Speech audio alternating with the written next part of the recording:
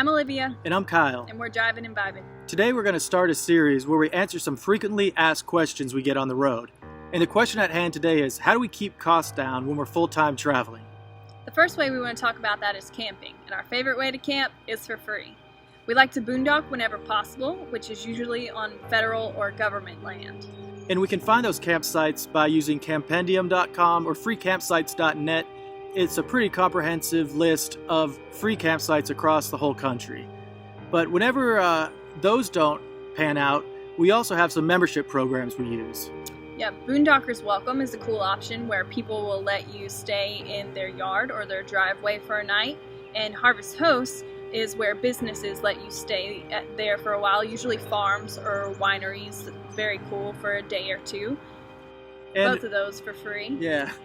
And if no free camping is available, we found that city and county parks tend to be pretty cheap for between like 10 or 20 bucks a night. But our favorite way to pay for camping is with Passport America.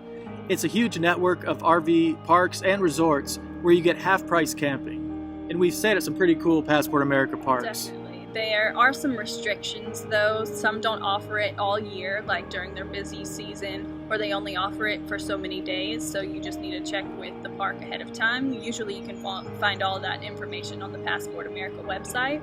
Yeah, definitely. And the more flexible you are, the more money you can save when it comes to that.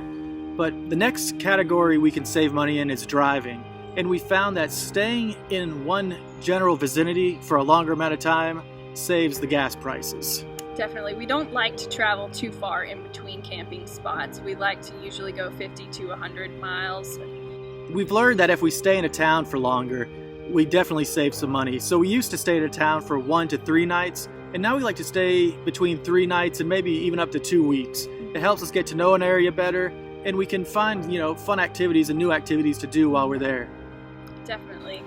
Another way we want to talk about how we save money is through eating and our grocery expenses. We don't eat out hardly ever. That is a very special treat that rarely happens. We cook all of our meals and we eat a very clean, plant-based diet. Another benefit is we don't really drink, so that saves us some money as well.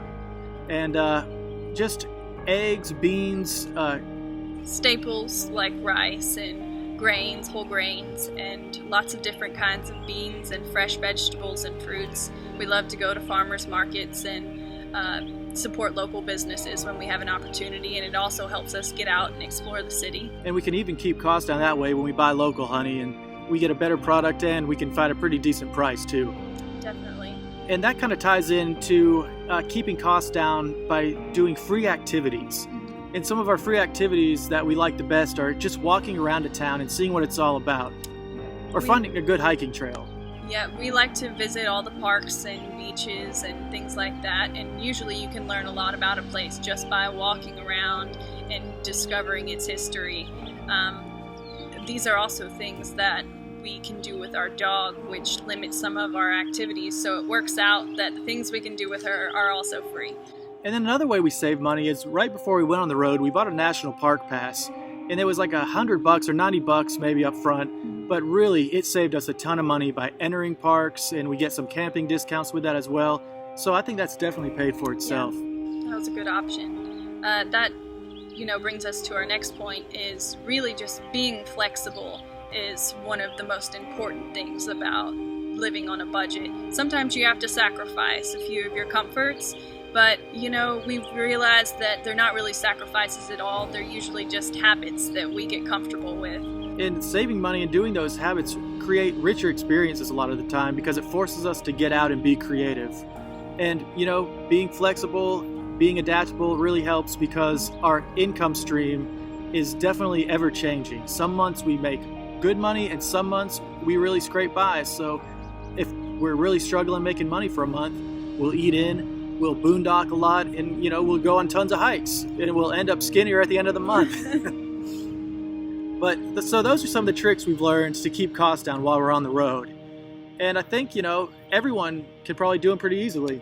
Definitely, and there's different ways for different people, and this is what works for us. And we look forward to hearing some more of your questions, and Thanks for joining us. Yeah, and we're Drivin and Vibin. Make sure you subscribe to our YouTube channel, check out our Facebook page or Instagram or blog, and look at our Etsy store when you get a moment. We'll put the link on this video. See you next time. Bye. If you have any questions, leave them in the comment box below, and we'll choose one to answer next week.